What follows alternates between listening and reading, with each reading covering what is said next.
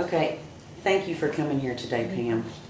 I'm going to read the simple rules for the vetting process, which is the non-disclosure form that you have signed today, Pam, and also all of us on the vetting committee have signed. No one is allowed to be in this room except the vetting panel and the candidate. All electronics allowed in the room shall be turned off except laptops used by the vetting committee and the video recorders provided by the vetting committee. Cell phones or voice recorders shall be turned off in the room. No written material or notes will be taken by the candidate. North Texas Council vetting panel members and candidate agree that all questions and responses at this vetting session are to remain confidential property until videos are uploaded and considered public information on the North Texas Council website and/or an alternate website. Verbal questions will be asked and verbal responses to those questions will be given with 1 to 2 minute responses for each question. The candidate will receive a copy of her vetting interview recording, upon which time the video is posted on the North Texas Council website and/or an alternate website. And we all have signed this. And we want to thank you very much for coming here today. I'm happy to be here. All right. We are going to go around the table and introduce ourselves to you, Pam. Okay. And would you like to start, Babs? I'm Babs Millward, and I live in Rowlett. Okay. And I'm Barbara Harless. I live right here in Murphy, Texas. I'm Janie Britton. I live in Garland. Okay. And I'm Liz Moser, and I live in Garland. Okay. All right, fantastic. So Pam, we thank Pam Little for coming here today, and we would like for you, Pam, to take this time to take 2 minutes Okay. to give us a self-bio of yourself, more or less just a little bit about yourself personally, Okay. and we would appreciate that, and then we'll go into our questions. Okay, great. I'm Pam Little, candidate for the State Board of Education, District 12.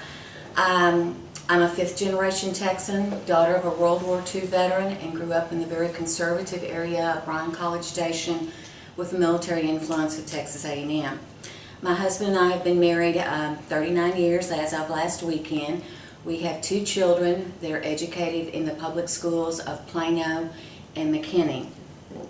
While we lived in Houston for a while, and during that time I worked as a college instructor at North Harris County Community College. And one of the things that we did there is we developed a curriculum of small business management that eventually led to a certificate in small business management. At that time also we started our family business, Ace Fence Company, in the Houston area. And in the early 80s, we relocated up here to the Plano area. And during that time, I also chose to take a second career, my own career, in educational publishing. And for 20 years, I worked in educational publishing, preparing materials that would meet the state curriculum, preparing assessment practice pieces that would meet the state assessment. So I've worked for various different houses. I've worked with teachers all across the state for 20 years. I know all curriculum areas. I know the different types of instruction and assessment. I retired in 2008 as a regional vice president at McDougall-Littell, and when I retired I had budget responsibilities of over $40 million and 25 direct reports. In 2008, I went back into the family business and helped shore that up during that rough economic time. And now I've got, I do the executive financial responsibilities there. And now I find myself with some time and energy to do something else. Thank you very much, Pam. All right. We will now start with the questions, and we'll rotate around the table. Okay. You have 1 minute to answer this question. What made you decide to run for a position on the Texas State Board of Education, and what is your primary goal? My primary goal would be to get our students educated for jobs of the future. I feel like we've been too focused on a very narrow, formulaic learning process, teaching to the test kind of thing, and we need to break out and get our kids thinking critically, collaboration, communication. And that's the real reason that I'm doing this. As an employer, as I would sit and look at some of the workforce, the students coming out of high school that were entering the workforce, I just felt like we can do a better job. And I feel like with my varied background of approaching education from all different aspects, I can pull all that together and figure out what it is that that state curriculum needs to do so that we can get our students to be more productive. Thank you. Thank you. Question number 2, you'll have 2 minutes to answer this question. SB 6, which became law in the last state legislation session, defines open source instructional materials as electronic instructional materials available for download at no charge to a student. With SB 6, why do you think that eligible institutions, including certain research universities and members of the American Association of Universities, are allowed to submit open source instructional materials for adoption without the SBOE being able to reject the materials?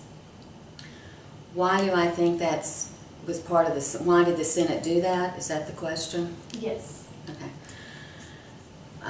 Well, Senate Bill 6 certainly changed a lot of things in the State Board of Education process.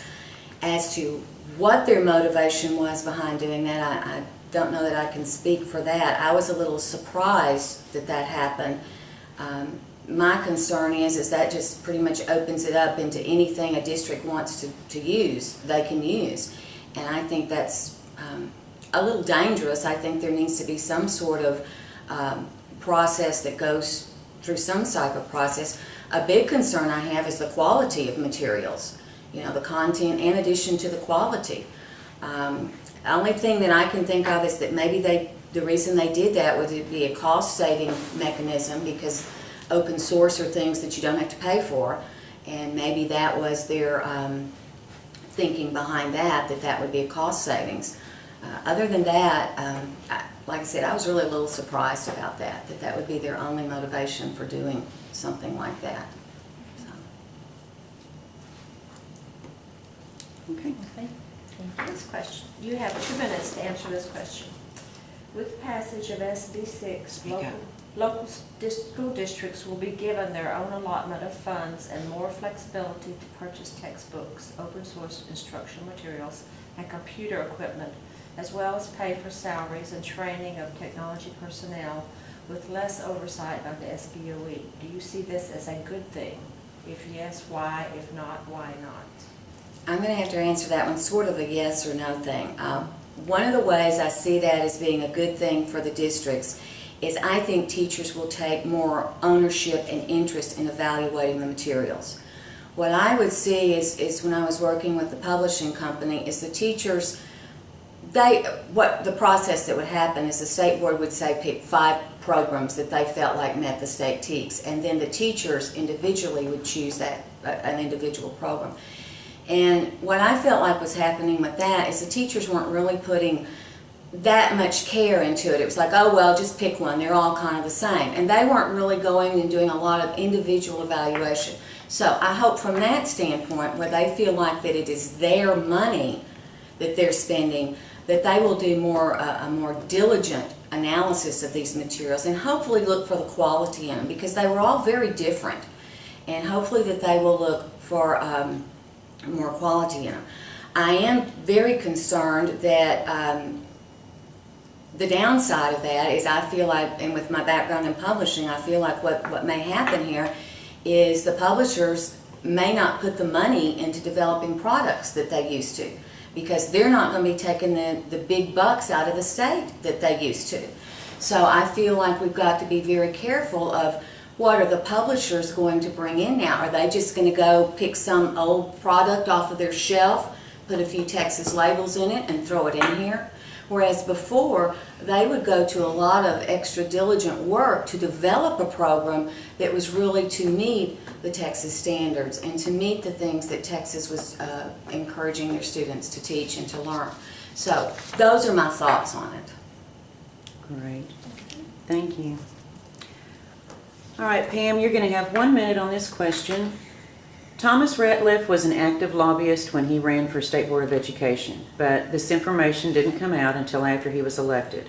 Have you ever been a lobbyist, or do you have any other potential conflicts of interest that others might perceive as influencing your State Board of Education service? And you have 1 minute.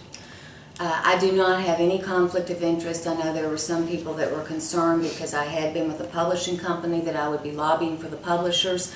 I retired in '08 and know that it would be my goal to make publishers more accountable because I do know some of the things that have gone on in the background. And I feel like with my knowledge, they can be more accountable. So that's my goal. Wonderful. Thank you. Okay, you have 2 minutes to answer this question.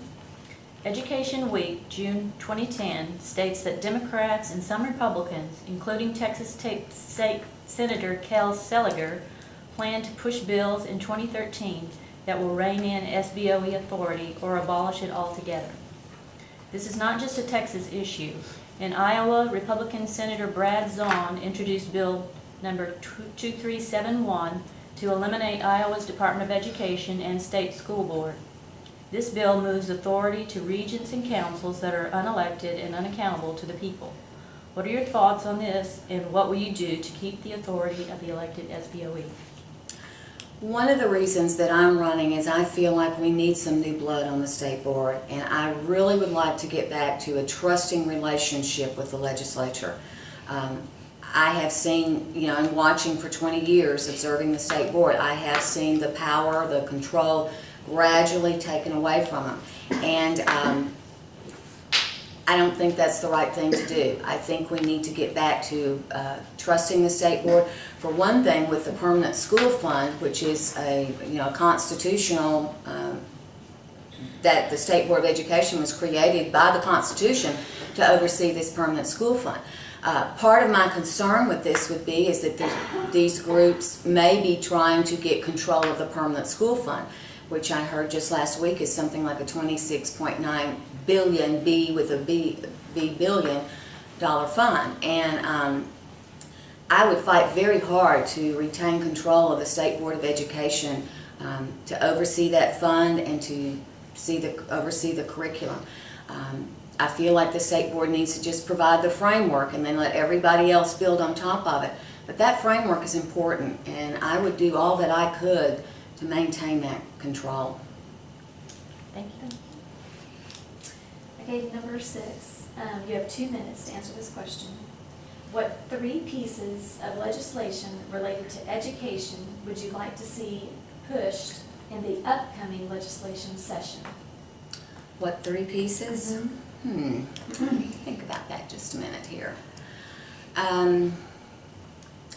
Well, and I don't know if this is necessarily legislation, but some things that I would like to see approached. One is our testing.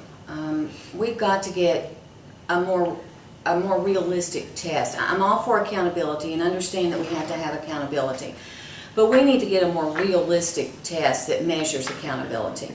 And we might even need to go back to a diagnostic approach where you test the student at the beginning of the year and then you test them at the end of the year and then you can measure something. And that's really a firm measurement.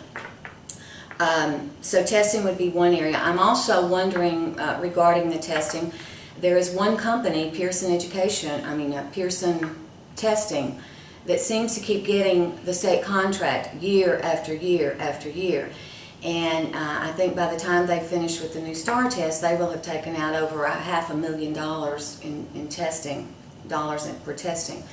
And the other thing that I don't understand about that testing contract is it's for a length of time.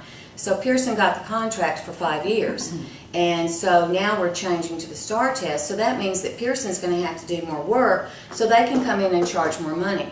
So it was a service amount of time, not a task-oriented amount, and therefore it could not have been bid on, task to dollars situation. So those things concern me, and I'm also concerned about how come Pearson seems to be the only one that gets these contracts. So that would be something that I would really want the legislature to look at and look closely. I think we also need to take a long look at funding. And the question that the legislatures have asked me is, how much is enough? Well, let's try to get some kind of budgeting process, maybe a zero-based budget. Let's start with the kids. They're the most important thing. And then add the teachers. And then add as we go up so that we know how much our education is going to cost. Thank you. You have 2 minutes to answer this, oh, I'm sorry, that's the last one. You have 1 minute to answer this question. Do you believe charter schools should be allowed to promote other cultures over American culture? And do you support allowing charter schools to use the permanent school fund to guarantee construction bonds? Why or why not? Would you read that again? Do you believe charter schools should be allowed to promote other cultures over American culture? And do you support allowing charter schools to use the permanent school fund to guarantee construction bonds? Okay, I have a little bit of a problem with them promoting other cultures if they are showing Americans in a bad light. Now I'll say this, that charter schools is one area I do need to get more familiar with. As I understand it, a charter school can get a charter if they are going to do something other than traditional education, like the Texas Can Academy works with the dropouts. I don't know if I wouldn't feel like a charter would be significant enough just to promote another culture in our country. I don't know that I would be on board with that. And you certainly have to, if that culture included religion, the charter schools cannot have any religious instruction because of the separation of church and state. And as for the permanent school fund, I don't know. I'm just going to have to think about that one more. I'm not sure. All right. Pam, you have 2 minutes on this question. During the Social Studies Curriculum Standards Review in 2009-2010, the State Board of Education voted to make changes which some consider to be controversial. Do you support the changes made or not, and why? 2 minutes. Okay. Well, I think a lot of it would depend on which changes that you're talking about. Do you have specific changes? Just having to do with the Social Studies Curriculum Standards. Okay. What stands out to you? Okay. There's a couple of things that stand out to me. First of all, I'm very supportive of that Celebrate Freedom or Celebrate America Week, whatever that is that they put in. I think that's huge, and I'm very supportive of the patriotic approach to that. A couple of things I've seen that I guess just sort of puzzle me is this past week I was looking at the kindergarten standards. And in the kindergarten standard, it talks about that kindergartner needing to have an understanding of the Constitution and know the difference between capitalism, communism, and socialism. And I think that's a little extreme that we would expect our kindergartners to have that much knowledge. I mean, there may be a different way that you could present that. And then I know there was a lot of complaint from the social studies group that there were too many, it was just too much, it was just too broad, and there were too many people that had been added, like personalities that had been added into the TEKS that may or may not have had anything to do with it, and they were just added because of a personal political agenda of someone. So those would be some concerns that I would have about the social studies TEKS. Okay. Thank you. Okay. You have 1 minute to answer this question. Do you favor English immersion or bilingual education? I would favor English immersion, and I favor that mainly to contribute to the success of the students. If they're going to be successful, they've got to get English mastered as soon as possible. English is the international language, it's the language of computers, it's the language of business. So I feel like we've got to get them streamlined into English just as soon as we can. Thank Number you. 10, you have 2 minutes to answer this question. What part of the TEKS, Texas Essential Knowledge and Skills, covers sex education? At what age level is this taught? Do you agree with it? And if you don't agree with it, what would you change? Okay, I haven't specifically looked at that, but I'm going to say that that's going to be freshman, sophomore year in high school, and it would be covered under the health standards. I believe that for the state curriculum, we need to be abstinence only, and that's the way that curriculum needs to go. I don't see anything changing with that. I feel like that's important because that may be the only place that our students learn about abstinence. However, knowing that there is a huge problem with the teenage pregnancy rate, I would encourage a local district to look at something that they might need to layer on top of that abstinence only. But that would be a community decision based on your community's needs. You have 2 minutes for this question. What is the importance of teaching the Magna Carta, U.S. Constitution, Bill of Rights, private property rights, and private business ownership? I don't think there's anything more important than that.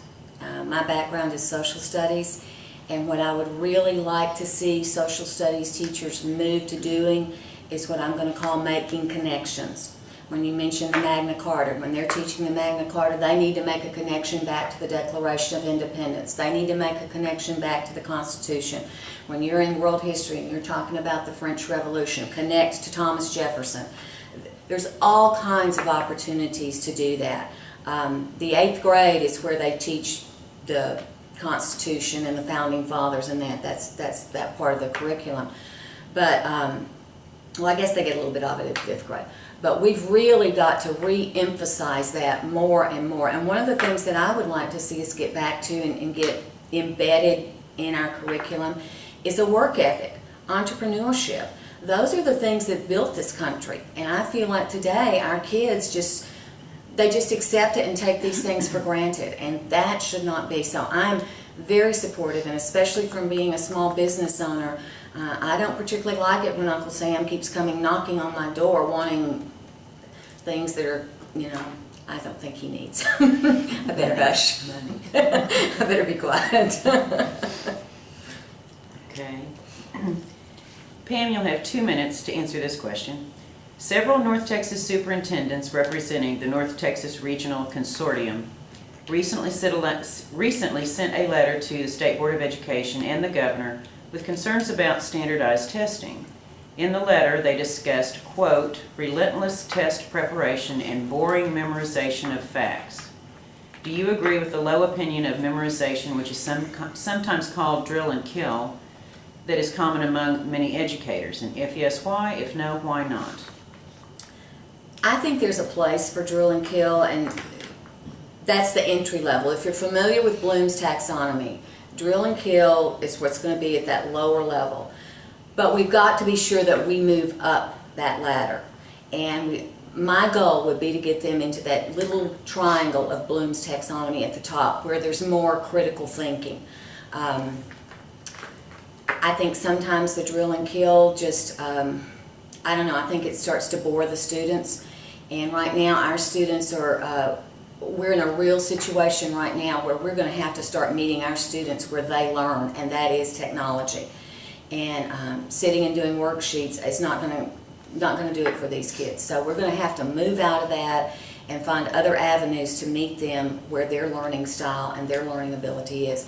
I feel like digital learning may become the next learning style up there with kinesthetic and audio or visual. So. You have 2 minutes to answer this question. What does the current TEKS say about evolution and creationism? Do you agree with the current standards? And if not, how should they be changed? Okay, I believe that the TEKS, and this would be in biology, they say that evolution should be taught as a theory only. And I do agree with that that's what we should be teaching. I personally believe in creationism. I'm a lifelong Christian. What I would like to see done is where we're having the discussion on evolution, we have some notes on the side where it says to the teacher, you may get asked about creationism, and you should probably refer your student to their clergy or other trusted adult to teach this. One of my concerns would be some of the teachers that we have out there with their worldviews today even teaching creationism. I think that would be a big problem. So I'm fine with those standards as long as when you teach that theory of evolution, you teach the pros and the cons of it. Where did that first cell begin? And hopefully our students can start the thinking process on their own and develop their own ideas about that. I do know that a lot of the well-known biologists are starting to find common ground between creationism and the theory of evolution. Dr. Ken Miller has actually written 2 books on it. One is called Finding Darwin's God, and the other one is It's Only a Theory. So we're moving, as a society, I think we're moving in a direction where hopefully that battle won't be so decisive and aggressive, and we can all learn to live with some of that. Thank you. Okay, question number 14. You have 2 minutes to answer this question. 45 states have adopted the Common Core Standards, which is a set of K-12 curriculum standards developed by a group of national organizations and supported by the federal government. States who adopt Common Core are being granted waivers from meeting certain No Child Left Behind goals. States who do not adopt Common Core may be penalized with the loss of Title I federal money for low-income districts. Do you support adoption of the Common Core Standards in Texas? If yes, why? If not, why not? And how would you address the consequences of non-adoption? Okay. First of all, that's the governor's race to the top, right? And is that not supported by a lot of the governors? I think that's it's the governor's race to the top. Common Core Standards is what that is. Yeah, I can't do any follow-up. Okay, all right, Sorry. okay. To be fair. Okay. You know, I think it's fine that Texas has our own standards, and from what I have heard from the language arts and the social studies group, that they're very similar. There's not any much deviation.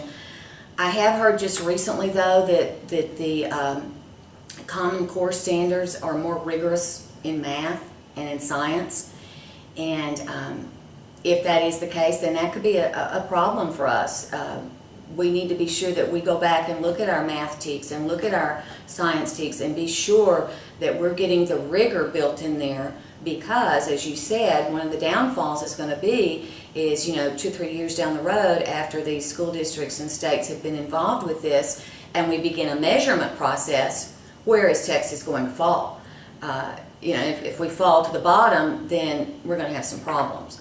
So those are the problems that I see with the Common Core Standards, and us staying out of them, going with them. We just need to be sure that from the measurement standpoint that we can hang in there with the measurement. You have 1 minute for this question.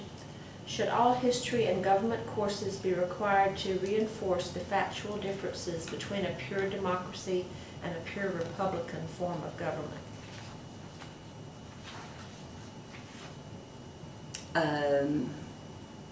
Yes, I mean that's part of it's part of the social studies, so I would think it should be.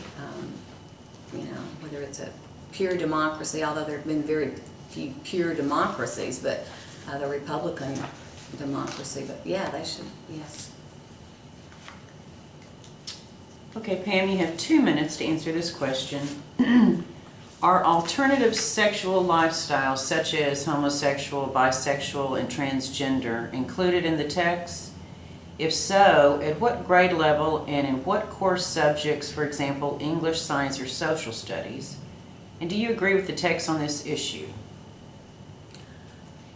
I don't think that's included in any of the text. If it is, I would like to. I could not be supportive of a text that had those things in it, period. And I know that sometimes when you get into particularly some world history things, there's some relationships and things that from world history, personalities in world history, that comes out. I don't think that has any business being taught. I'm not supportive of that at all. And I'm surprised. If they're in the text, I'm very surprised. So we don't need that. Okay, this is your last question. You have 2 minutes to answer. In traditional education, the teacher is the primary source of information and authority and disseminates knowledge. In constructivism, the teacher acts as facilitator, interacting with and assisting students to construct their own learning. Please state your philosophy on constructivism versus traditional education. I'm much more the traditionalist side. It always puzzled me. I mean, we called it the fuzzy math, and it always puzzled me how you could give a child a math problem and expect them to answer it and you hadn't taught them anything. Now, however, having said that, I think that after you have taught them something, then you should give them that problem, because that's the experience that they're going to have in the business world. So let's teach them something. Hopefully there's 3 parts to that. There's teach, there's practice, there's mastery. And hopefully after they've mastered that, then let's come in and give them that open-ended problem. And hopefully they would be able to pool all of their resources, not just pick one single thing, but be able to come together and solve that problem. So that would be my approach to that. Okay, thank you. Thank you, that's the end.